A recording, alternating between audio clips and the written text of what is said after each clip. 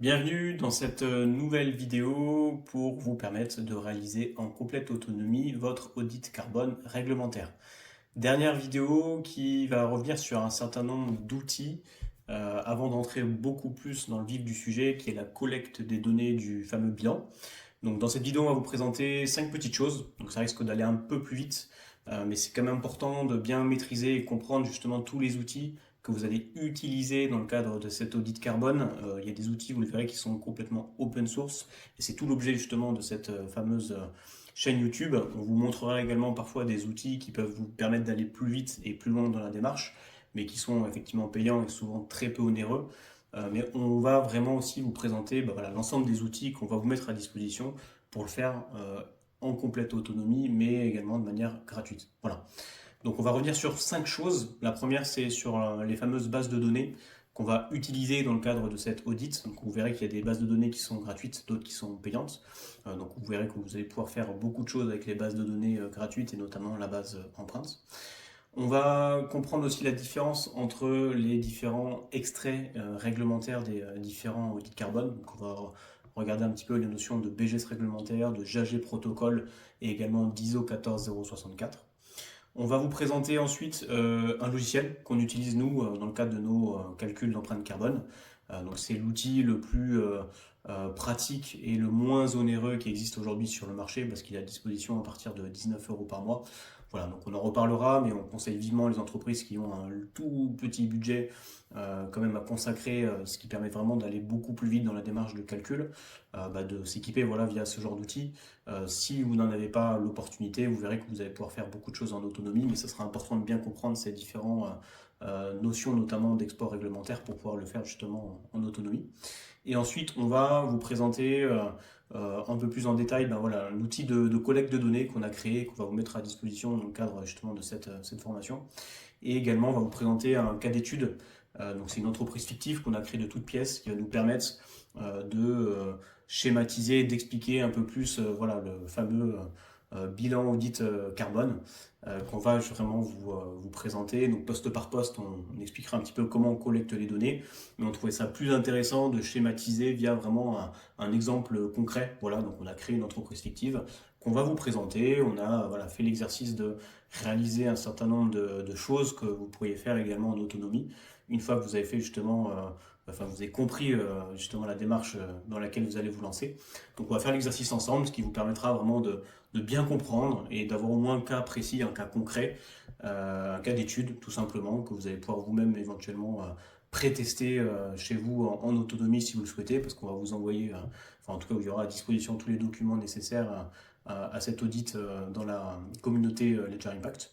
Voilà, donc vous verrez que vous allez comprendre un petit peu le fonctionnement d'un audit dans sa globalité justement grâce à ce cas concret. Donc on va vous présenter les grandes lignes de la société qu'on a créée de toutes pièces pour justement ensuite vous lancer dans cette phase de collecte et de compréhension des différentes données à collecter dans le cadre du bilan. Voilà. Donc on va commencer par les bases de données. Donc les bases de données, qu'est-ce que c'est concrètement? Ce sont des bases de données qui vont héberger toutes les notions, tous les facteurs d'émission qu'on va exploiter, utiliser dans le cadre du bilan. Voilà. Donc si vous vous souvenez des premières vidéos, le facteur d'émission, c'est ce qui cache, on va dire, le niveau de CO2 équivalent associé à une donnée d'activité. Donc ça peut être 1 litre de gasoil consommé, ça peut être 1 km parcouru en véhicule thermique, ça peut être 1 tonne de matière première achetée.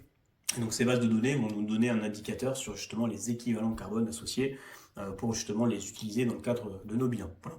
Donc la base de données la plus connue, c'est la base empreinte. Pourquoi elle est très connue, en tout cas en France?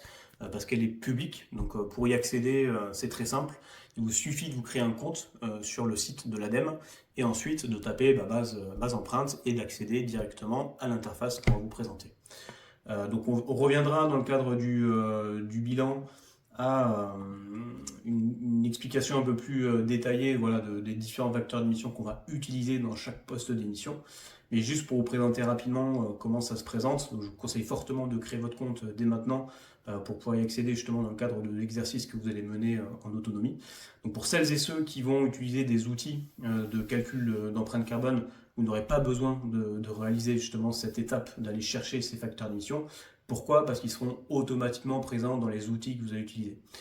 Voilà. Mais la base empreinte, si vous y accédez, elle est complètement open source. Il vous suffit voilà, d'accéder directement sur cette page et d'aller taper sur consulter les données. Voilà. Vous allez atterrir ici à un endroit qui répertorie voilà, tous les facteurs d'émission qui sont utilisés. Certains sont archivés, vous le verrez, parce qu'il y a des nouveaux facteurs d'émission qui sortent régulièrement. Et voilà, vous pouvez faire des petits tests, et notamment on peut regarder ici en tapant électricité ce qui en découle. Notamment une des premières vidéos qu'on va mener dans le cadre de la collecte des données, c'est justement le calcul d'empreinte carbone lié aux consommations d'électricité et de gaz de votre structure. Et vous voyez qu'ici, on a accès à un certain nombre de facteurs d'émission, donc on peut remonter dans le temps. On voit voilà, année 2020, 2010, on voit plein de choses qui sont accessibles. Donc voilà, vous verrez que dans cette base de données, on va aller chercher justement ce fameux équivalent CO2. On peut prendre une année au pif, hein.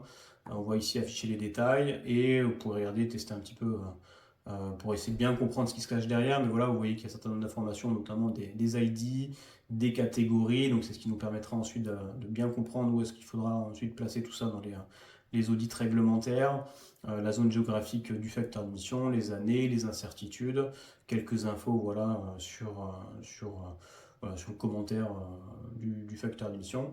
Et ici, vous voyez flux GES, donc gaz à effet de serre, et directement, vous voyez ici les émissions de CO2 en kilogrammes de CO2 équivalent. Donc il y a toujours une unité ici, c'est voilà, des kilogrammes de CO2 équivalent par kilowattheure consommé. Et vous voyez ici un certain nombre de choses, donc notamment voilà, combustion de la centrale, amont, transport et distribution. Donc tout ça on reviendra dessus, hein, mais c'est ce qui nous permettra de sortir l'export réglementaire du fameux audit carbone. Voilà. Donc encore une fois, pour celles et ceux qui utiliseront un outil, et c'est tout l'intérêt d'un outil de comptabilité carbone, hein, ça sera complètement intégré dans l'utilisation. Vous n'aurez pas besoin forcément de comprendre ce qui se cache derrière les composantes du facteur d'émission. Pour celles et ceux qui voudront le faire en complète autonomie et sans payer, sans accéder justement à une plateforme, bah, il faudra bien comprendre ce qui va se cacher derrière ces décompositions de facteurs d'émission. Pourquoi? Parce que voilà, de la ligne, on n'ira pas forcément placer le résultat au même endroit. Vous comprendrez ça dans la prochaine vidéo. Et c'est juste pour introduire voilà, cette fameuse base de données qui est la plus répandue, qui est gratuite et qui vous permet voilà, de réaliser un premier audit largement sans problème. Sachant que derrière, bah, vous verrez que voilà, il y a d'autres bases de données qui peuvent exister. Donc en général, ça dépend beaucoup voilà, des secteurs d'activité dans lesquels vous allez travailler. Notamment, je pense à Agribalise, donc c'est une base de données qui est spécifique au monde de l'agriculture. Donc voilà, ce qui peut être intéressant d'aller chercher, c'est aussi des données qui sont publiques, donc qui peut être intéressant d'aller chercher si vous travaillez dans ce secteur d'activité. Il y a une base qui s'appelle la base IGNES, qui est plutôt spécifique au domaine du BTP, où là, il y a plein d'informations également qui sont accessibles en open source. Et ensuite, il y a des bases de données qui sont payantes, où là, on va retrouver des facteurs d'émission qui sont beaucoup plus spécifiques, avec des niveaux de précision parfois plus intéressants. Je pense notamment à EcoEvents, qui sont hyper intéressantes également dans le cadre des études qu'on va mener pour ce qu'on appelle des ACV, des analyses de cycle de vie des produits. Là, on se limite que au carbone. Donc c'est vrai que l'information qui est intéressante, c'est le niveau de CO2 équivalent. Mais lorsqu'on va mener des analyses de cycle de vie, il y a voilà, d'autres indicateurs qu'on peut regarder, et notamment ces bases de données sont très bien fournies pour ces autres indicateurs. Voilà. Bon, c'est tout aussi l'intérêt d'avoir accès à un outil de comptabilité carbone, c'est que dedans on va y intégrer des bases de données qui sont payantes, gratuites.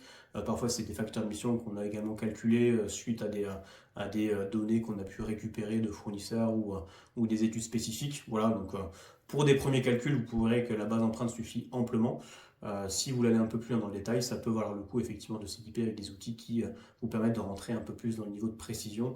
Notamment on en reparlera pour les achats auprès des fournisseurs. Voilà. Ensuite, autre information intéressante à regarder, bah, c'est la différenciation avec les différents exports réglementaires. Donc on va essayer de faire très simple dans cette vidéo, c'est bien comprendre voilà, les 3 exports réglementaires qui sont les plus connus, les plus répandus.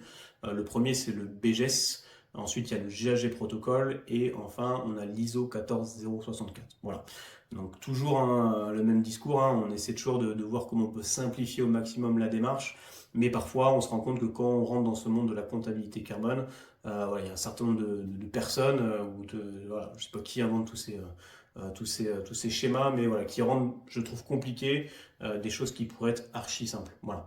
Bon, il faut les comprendre, il faut les maîtriser. Si vous vous équipez d'un outil de comptabilité carbone, cette notion n'est pas forcément très importante. Il faut juste la comprendre pour pouvoir faire les bons exports pour justement les envoyer aux bonnes personnes. Vous allez voir que c'est encore plus important si vous voulez mener cette étude en interne parce que il y a des petites différenciations entre chaque export réglementaire, notamment dans le cadre du calcul, qui sont importantes à maîtriser pour justement mener à bien cet audit. Voilà. Mais pour faire simple, le premier export réglementaire qui est le plus répandu, en tout cas en France, c'est le fameux BGES. Pourquoi? Parce que c'est une obligation réglementaire pour les entreprises qui sont soumises à cette réglementation. Donc c'est souvent les entreprises qui ont plus de 500 salariés. Donc voilà, si ça ne vous concerne pas, vous n'avez peut-être pas forcément entendu parler de ça. Mais voilà, il y a une contrainte réglementaire pour un certain nombre d'entreprises aujourd'hui en France. Elles ont l'obligation de fournir justement ce fameux audit carbone sous le format du BGES. Et donc une fois qu'elles ont mené cet audit, elles vont ensuite intégrer le résultat dans le site directement de l'ADEME. J'en ai reparlé déjà dans une première vidéo pour faire ces fameux comparatifs ou pour regarder ce qui se passe un petit peu auprès de vos concurrents. Donc notamment voilà, les entreprises qui sont soumises à la réglementation vont fournir leurs résultats sur la base ADEME. Et les entreprises qui ont bénéficié de subventions ont l'obligation également de fournir le résultat au format BGES. Voilà. Donc c'est pour ça que le formalisme est assez répandu. Tout simplement parce qu'il y a une obligation réglementaire pour certaines entreprises et une obligation pour les entreprises qui font aussi appel à des subventions de fournir le résultat du bilan sous ce format, qui est un format exclusivement français, donc assez répandu auprès des entreprises françaises. Donc souvent quand on va aussi donner un bilan parce qu'on a un fournisseur, un client qui nous le demande, c'est souvent sur ce format qui peut être demandé. Voilà. L'autre formalisme le plus répandu, c'est le fameux JAG protocole. Donc celui-là est plus répandu à l'international, mais il est aussi très répandu en France. Donc c'est un formalisme, c'est un standard méthodologique international qui est le plus utilisé dans le monde. Il n'y a aucune obligation réglementaire aujourd'hui qui vous pousse, qui vous incite à faire cet audit, ou en tout cas à sortir cet audit sous ce format-là. Mais il est hyper intéressant, notamment dans le cadre, on va dire, du reporting volontaire, notamment, je pense au CDP ou aux trajectoires de décarbonation, notamment la SBTI. Voilà, si vous voulez vous engager sur une trajectoire de décarbonation, notamment internationale, il y a une obligation de sortir un bilan sur le format JAG protocole. Voilà. Il ressemble énormément au fameux BGES, mais vous verrez qu'il y a quand même quelques différenciations, notamment sur les données à collecter, mais également sur l'export réglementaire, qui sont intéressantes à comprendre, à bien maîtriser pour pas justement se planter dans ce fameux calcul. Voilà. Voilà, donc ça peut être aussi une obligation, une demande de certains clients de communiquer ce calcul sous le format JAG protocole, c'est plus rare. Ça peut être le cas notamment auprès d'investisseurs qui peuvent demander aussi des comptes au niveau carbone et parfois ils demandent les résultats au format JAG protocole. Ce que je vous conseillerais de faire si jamais vous voulez réaliser vraiment l'audit complet en autonomie, c'est d'avoir une base de calcul qui vous permettra de faire les exports sur les différents formalismes, comme ça au moins vous serez tranquille. Si vous faites appel à un outil de comptabilité carbone, vous verrez que normalement il y a juste à appuyer sur un bouton et ça vous sortira le bon format demandé. Voilà. Et le dernier, c'est l'ISO 14064. Il est un peu moins répandu, un peu moins connu, mais c'est une norme internationale également qui est basée sur la norme ISO. Qui est notamment intéressante quand il y a besoin de certifier ou d'auditer les fameux calculs d'empreinte carbone. Donc c'est souvent les entreprises qui cherchent, on va dire, à avoir une formalisation et un audit de leur bilan.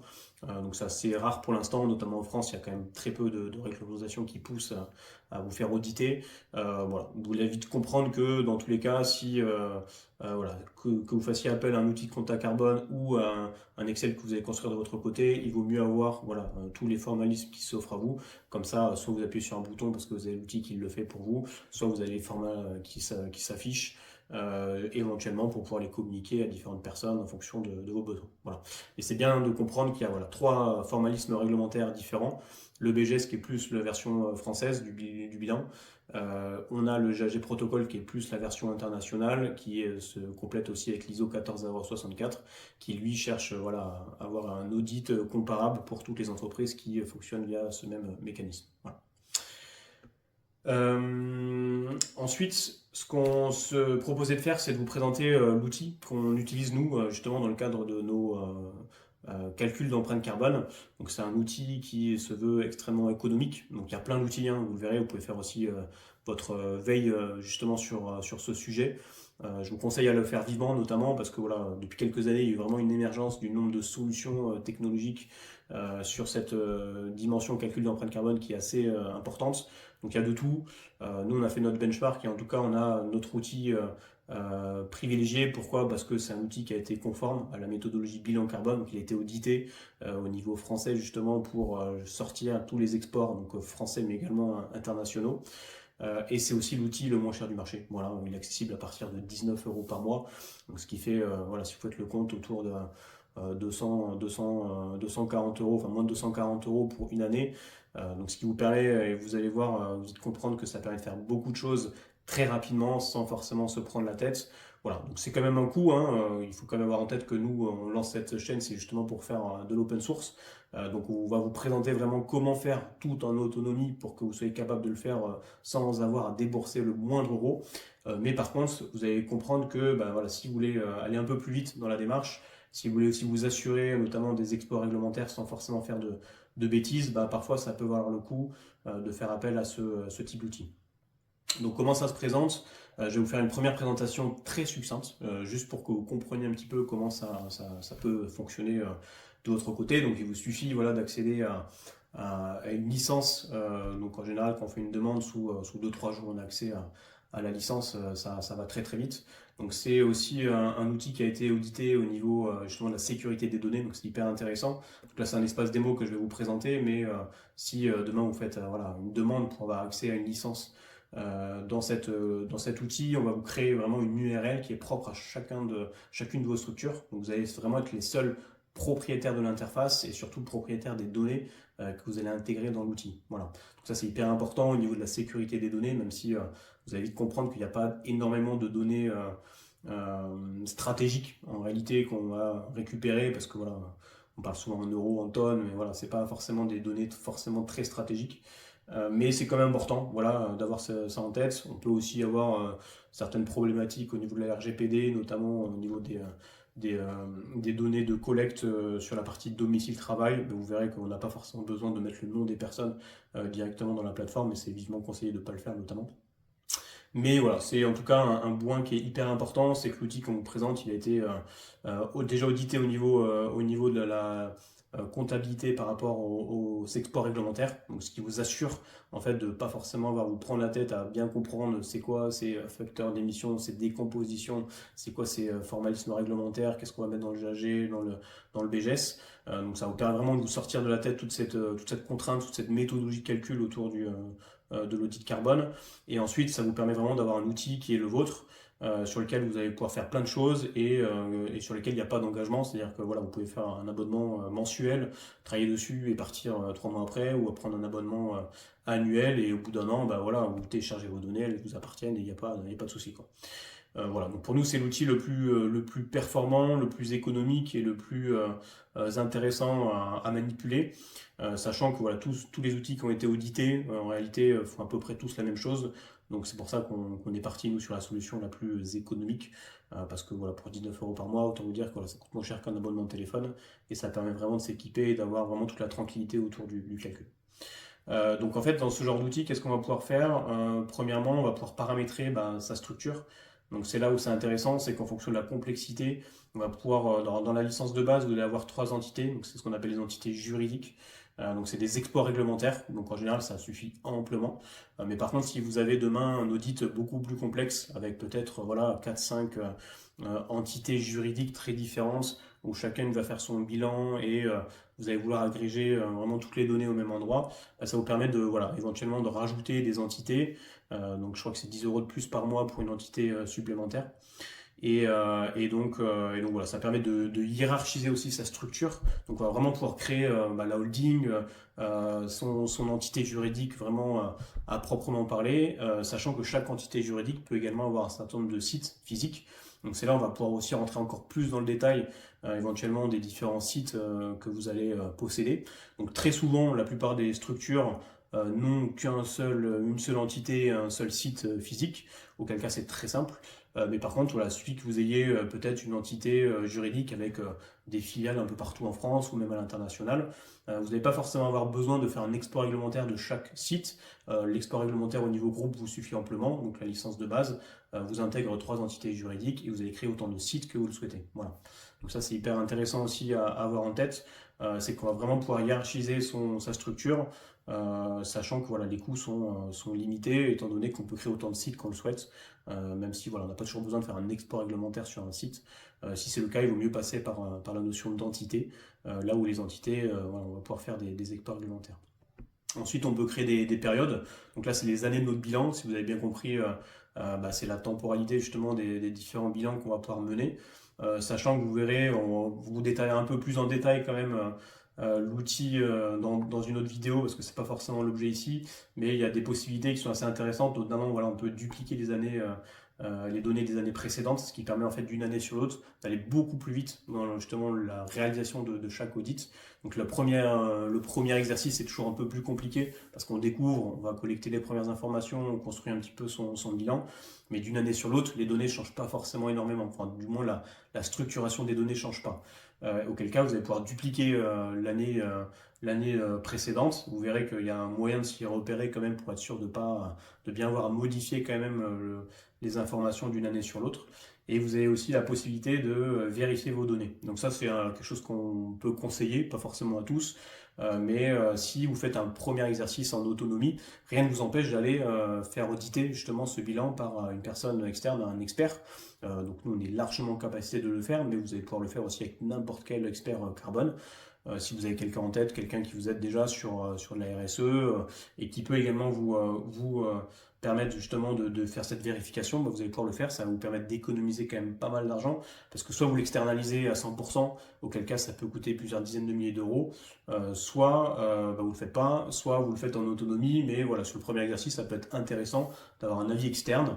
Donc c'est souvent une personne, enfin nous comment on fonctionne en général, on arrive, on facture une demi-journée ou une journée grand maximum en fonction de la complexité des organisations, et on rend un rapport voilà, d'études sur ce qui nous paraît cohérent, pas cohérent, s'il y a des choses éventuellement à bouger ou pas, pour s'assurer voilà, qu'il y ait bien aussi une bonne compréhension des données qu'on a collectées, s'il n'y a pas d'erreur aussi de jugement sur le choix d'un facteur d'émission ou sur une donnée d'activité, ce qui permet voilà, de vraiment se sentir beaucoup plus confiant dans les prochains exercices d'une année sur l'autre, sachant que voilà, comme on va dupliquer, on va essayer de s'améliorer, ça permet vraiment de partir d'une base saine sur le premier exercice. Il n'y a pas d'obligation, si vous n'êtes pas soumis à la réglementation, voilà, il n'y a aucun besoin de faire appel à un prestataire externe pour réaliser votre bilan, mais c'est fortement conseillé si vous voulez voilà, vous assurer de faire un premier bilan qui est correct et qui vous permet vraiment de partir sur une base saine pour les années suivantes. Voilà. Donc l'outil est bien fait pour ça, parce que ça vous permet voilà, d'avoir cette possibilité d'avoir un code couleur où le consultant qui va venir auditer votre bilan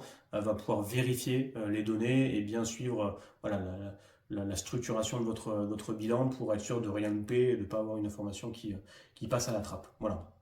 Ensuite, sur cet outil, vous allez avoir un centre d'aide qui est hyper intéressant, c'est-à-dire que vous allez vraiment avoir un tutoriel d'explication de la plateforme. Donc il y a aussi des vidéos qui sont disponibles qui vous permettent vraiment de bien comprendre comment l'outil fonctionne. Il y a aussi toute une formation écrite sur justement la comptabilité carbone, bien comprendre voilà, les scopes, les intrants, les déchets. Donc tout ce que vous allez découvrir dans les vidéos, vous allez pouvoir les retrouver aussi sur une version écrite. Donc ceux qui sont plus à l'aise sur l'écrit, ça peut être aussi intéressant. Et encore une fois, vous avez un cas d'étude qui s'apparente au cas qu'on va vous présenter aussi dans le cadre de la formation. Vous avez également accès à des ressources qui sont hyper intéressantes, et notamment voilà, des ressources sur le contexte énergie-climat, la compta carbone, les trajectoires de décarbonation, les risques du changement climatique. Donc tout ça évolue aussi tous les ans, donc il y a plein de nouvelles choses qui peuvent arriver au fur et à mesure. Ça vous permet de garder vraiment une veille sur ce qui se passe un peu sur ces sujets de compta carbone. Et vous allez aussi pouvoir télécharger plein de choses, notamment des outils, des synthèses communicantes, des rapports d'études pour justement aller plus vite également dans la phase de réalisation justement de vos supports de présentation des différents bilans, quoi. Voilà, donc ça c'est pour la présentation un peu générique. Ici vous avez un tableau de bord qui vous présente voilà, les différents bilans, les différents résultats de vos bilans. Dans l'onglet données, vous allez découvrir comment on va intégrer de la donnée. Donc vous allez voir que c'est très très simple. Et c'est notamment pour ça aussi qu'on a choisi cet outil. Donc il a vraiment été créé en partenariat avec pas mal de clients qui ont fait beaucoup de feedback ces dernières années pour rendre vraiment on va dire le design vraiment ce qu'on appelle friendly, hein. Il est vraiment très, très simple d'utilisation. Donc vous voyez que ça s'apparente un peu à un Excel. Donc il y a deux formalisations pour intégrer de la donnée dans cet outil. Soit vous allez intégrer de la donnée manuellement. Vous allez voir que c'est assez simple de le faire manuellement. On n'a pas forcément toujours besoin de tout automatiser. Mais il y a également une possibilité de faire de l'import en masse de données pour aller beaucoup plus vite dans l'intégration des datas. Voilà. Donc là, je vous montre très rapidement comment on intègre une donnée manuellement. Mais gardez en tête que voilà, dans la présentation de l'outil qui sera un peu plus longue, on pourra aussi revenir sur justement tous ces imports en masse de données qui vous permettent notamment quand vous avez, je sais pas, 50 filiales à l'international, d'injecter de la donnée en masse pour les consommations d'électricité, les véhicules ou autres. Gardez en tête également que l'interface que vous voyez ici, elle est vraiment paramétrable, c'est-à-dire que voilà, vous avez un certain nombre de colonnes que vous pouvez cocher, décocher. Si la notion de site est importante, vous pouvez aussi la faire apparaître un peu plus tôt. Voilà, vous pouvez vraiment avoir un visuel qui s'apparente vraiment à ce que vous voulez voir. Il y a des choses qui sont plus complexes, des notions qu'on va vous présenter aussi au fur et à mesure des différentes vidéos que vous pouvez squeezer parce que ça ne vous concerne pas forcément. Ici, il y a notamment les années d'acquisition pour les fameuses immobilisations. Voilà, vous pouvez les décocher parce que ça ne vous concerne pas tout de suite, ou du moins, ce n'est pas le sujet de la journée. Et ce qui permet voilà, de fluidifier un petit peu aussi l'interface et le visuel. Et ici, vous avez donc un petit bouton, vous allez pouvoir ajouter de la donnée. Donc là, alors vraiment, je fais n'importe quoi, mais vous allez mettre énergie site 1. Vous allez pouvoir injecter un fichier. Donc ça, c'est hyper intéressant aussi. C'est que notamment, si vous avez une donnée qui est issue d'une facture, vous allez pouvoir ajouter directement le fichier ou le lier. Donc, vous pouvez vraiment aussi avoir une possibilité de mettre tous les documents au même endroit et ensuite lier vraiment une donnée à un fichier que vous intégrez dans la plateforme ou inversement, ajouter un fichier qui se liera automatiquement à cette donnée. Donc ici, notamment, ça peut être une facture d'électricité. Ça peut être aussi un document Excel sur lequel vous avez fait tous vos calculs. Comme ça, d'une année sur l'autre, vous pouvez vous référer aux différents documents que vous avez pu utiliser dans les différents bilans, quoi. Voilà. Et donc ici, vous allez sélectionner voilà, l'entité qui vous intéresse. Vous allez prendre le sous-poste du bilan, donc ça, on verra ça vraiment en détail dans les différentes vidéos. Le site, voilà, si vous avez différents sites, vous pouvez sélectionner un site. Et ici, vous avez les facteurs d'émission qui vont s'afficher. Donc vous voyez qu'il y a un petit code couleur qui s'affiche. On le verra ça en détail, mais quand c'est en vert, en général, c'est un facteur d'émission qui est plutôt précis, donc qui est issu d'une donnée physique. Et quand c'est en rouge, c'est que voilà, c'est vraiment une donnée qui est beaucoup plus incertaine, avec un code couleur voilà, qui vous dit il vaut mieux éviter. En général, c'est les données monétaires qui sont beaucoup moins précises et qui vous gâchent un peu la précision du bilan. On n'a pas forcément toujours le choix. Sur des données type électricité, en général, on va plutôt partir sur des données physiques, mais c'est pas toujours disponible. Donc on verra que voilà, il y a toujours des possibilités d'aller chercher des facteurs d'émission qui sont un peu plus incertains, mais qui permettent quand même de faire le bilan. Donc l'outil vous permet vraiment visuellement de partir directement sur des données assez précises. Et donc ici, voilà, il vous suffit de mettre directement la donnée en kilowattheure et le calcul se fait de manière automatique. Vous allez pouvoir jouer sur le niveau de précision de l'incertitude de la donnée.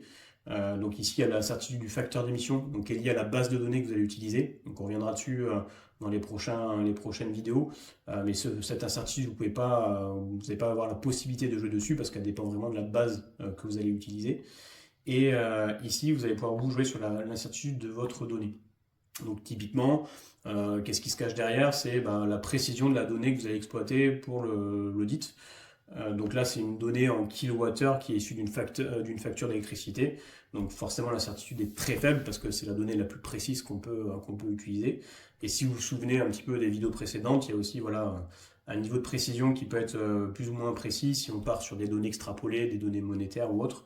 Et donc auquel cas, vous allez pouvoir jouer sur l'incertitude de votre donnée et un calcul se fera de manière automatique pour l'incertitude totale de votre bilan. Voilà.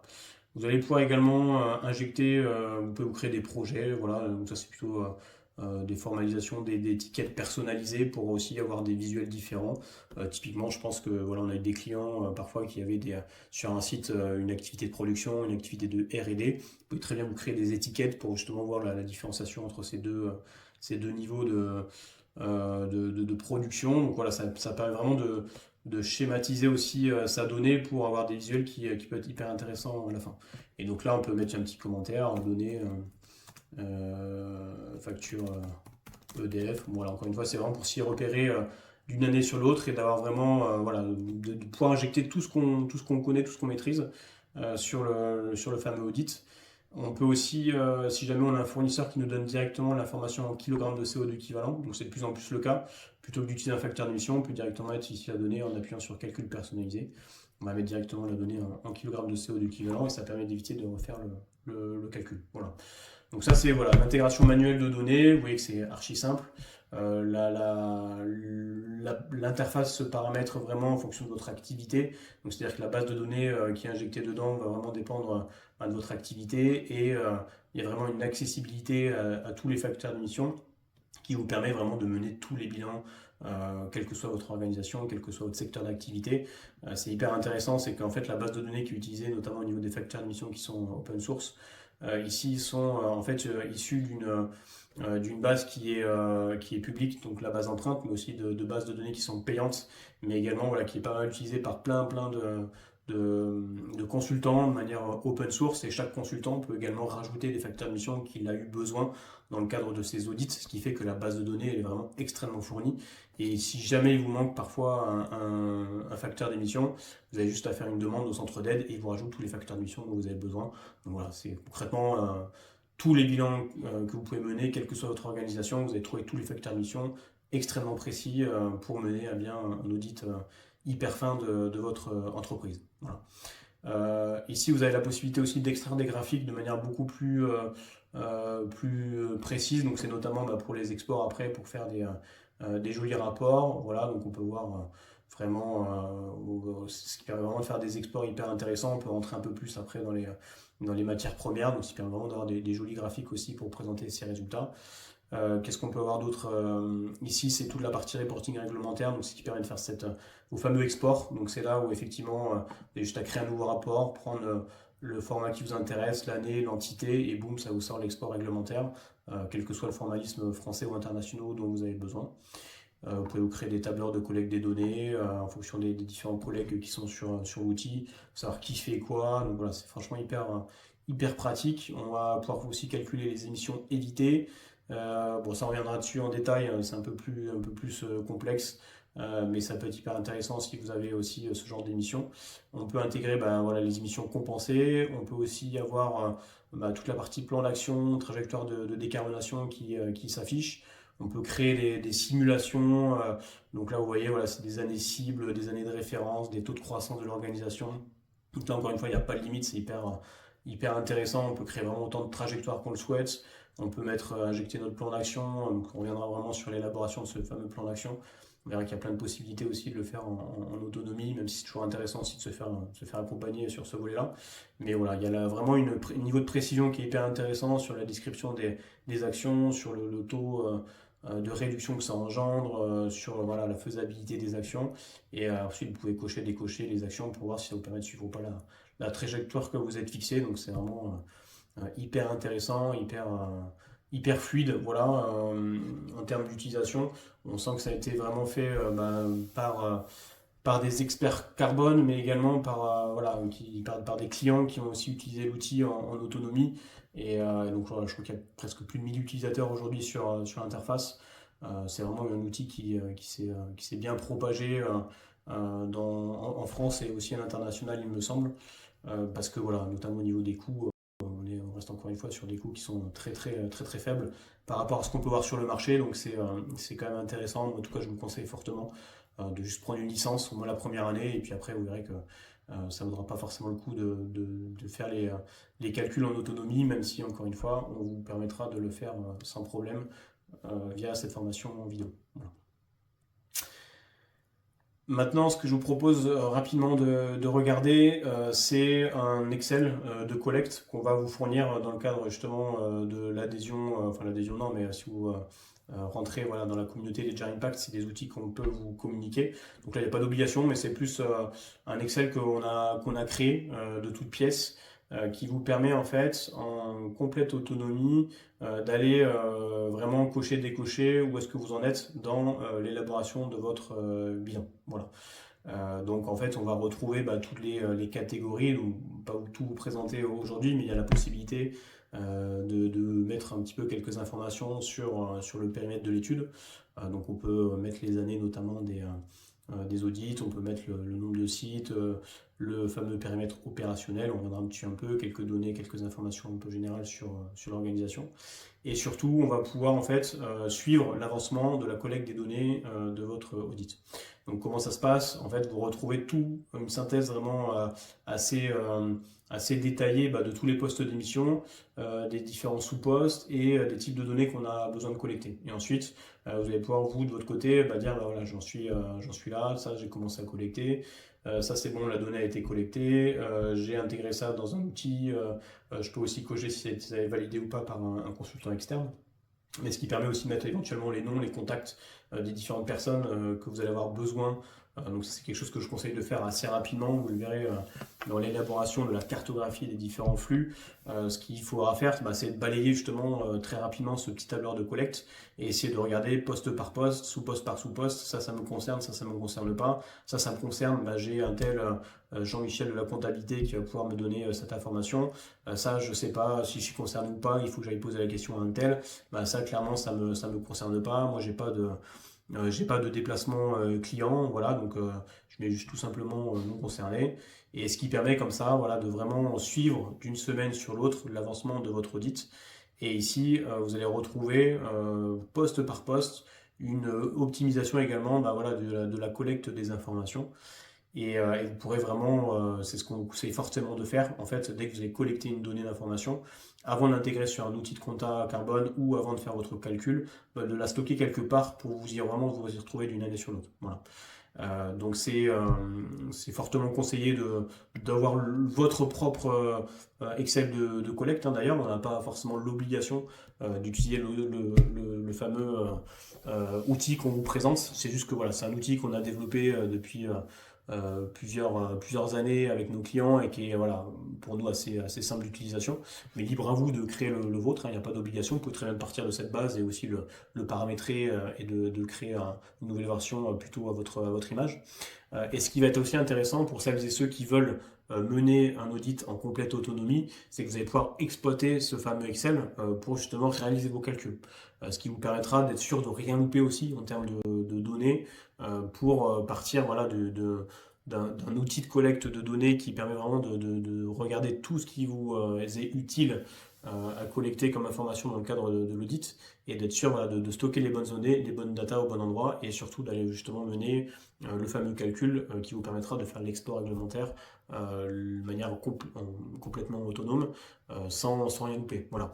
Donc voilà, encore une fois, il n'y a pas d'obligation, c'est juste un outil qui se veut simple d'utilisation et qui vous permettra d'aller un peu plus vite dans votre audit. Vous allez pouvoir le télécharger directement en rejoignant la communauté et libre à vous de l'utiliser ou de juste le regarder et de créer une version à votre image si vous le souhaitez. Et en tout cas, pour celles et ceux qui veulent faire le calcul en autonomie, je vous conseille fortement de l'utiliser pour justement être sûr de ne pas louper d'informations voilà, précises. Et vous verrez que dans les prochaines vidéos, on reviendra poste par poste et on travaillera justement sur ces possibilités d'export réglementaire pour être sûr de mettre la bonne donnée dans la bonne ligne pour justement mener l'export au format BGS, GHG protocole ISO 14064 pour être sûr voilà, d'avoir un export qui soit cohérent par rapport à ce qui est exigé par la réglementation. Voilà. Donc, encore une fois, on reviendra parce que c'est assez technique et c'est tout l'intérêt de passer par un outil compta carbone, ça vous évite de passer justement par cette compréhension. Mais si votre volonté c'est de le faire en open source et en autonomie et gratuitement, il faudra bien comprendre justement comment répartir les différents sous-catégories du facteur d'émission dans les bonnes lignes pour vos exports réglementaires. Et enfin, dernier point de cette vidéo, c'est une petite présentation de l'entreprise fictive qu'on a créée de toutes pièces. Donc c'est une entreprise qui s'appelle Ledger Impact, on a voulu faire simple. Et juste voilà, pour vous présenter rapidement les grandes lignes et pour vous expliquer comment on a procédé pour justement commencer à structurer les premières lignes de ce fameux audit. Donc on a créé une société fictive qui s'appelle Ledger Impact. Et cette entreprise a sa propre cartographie des flux. Donc on l'a créé nous-mêmes. Et Et donc ça vous permet vraiment de comprendre comment il faudra vous, de votre côté, structurer de la même manière ce projet en autonomie, sachant qu'il n'y a aucune difficulté parce que vous allez maîtriser l'ensemble des flux de votre activité. Donc comment nous on a fait, donc Ledger Impact c'est une entreprise fictive qui a un site physique à Bordeaux, donc c'est une entreprise très simple en termes d'organisation, donc il y a une entité juridique et donc un site physique. Dans ce site il y a une chaîne de production, un entrepôt et des bureaux. L'entreprise fait à peu près 6 millions de chiffres d'affaires, 30 salariés et produit des vélos électriques. Donc voilà, ils produisent 2000 vélos électriques sur une année. Et donc ce qu'on a fait, c'est qu'on est parti de ce fameux Excel de collecte de données qu'on vous a présenté, et on a regardé poste par poste, est-ce que ça nous concernait pas. Et donc on a schématisé l'ensemble des flux qui nous concernaient pour être sûr que dans le futur exercice qu'on allait mener de collecte de données, on ne loupe absolument rien. Donc là, pour vous présenter un petit peu rapidement cette carte des flux, qu'on a fait très simple, hein. Donc vous pouvez très bien faire des choses extrêmement compliquées avec des traits entre les différents flux de matière. Vous pouvez vraiment vous décarcasser pour cet exercice. Moi, je vous conseille de faire simple parce qu'en fait, il n'y a pas de complexité majeure à comprendre. Est-ce que ce flux, est-ce qu'il faut le prendre en compte ou pas? Encore une fois, si vous avez des questions spécifiques sur ce sujet, je vous conseille fortement de rejoindre la communauté et de poser directement ces questions sur la communauté. Et vous verrez qu'en général, dans 99% des cas, c'est des questions qu'on nous a déjà posées et pour lesquelles il y a déjà les réponses qui sont disponibles. Mais voilà, on ne sait jamais. Ça vaut le coup quand même de rendre accessible justement toutes ces informations.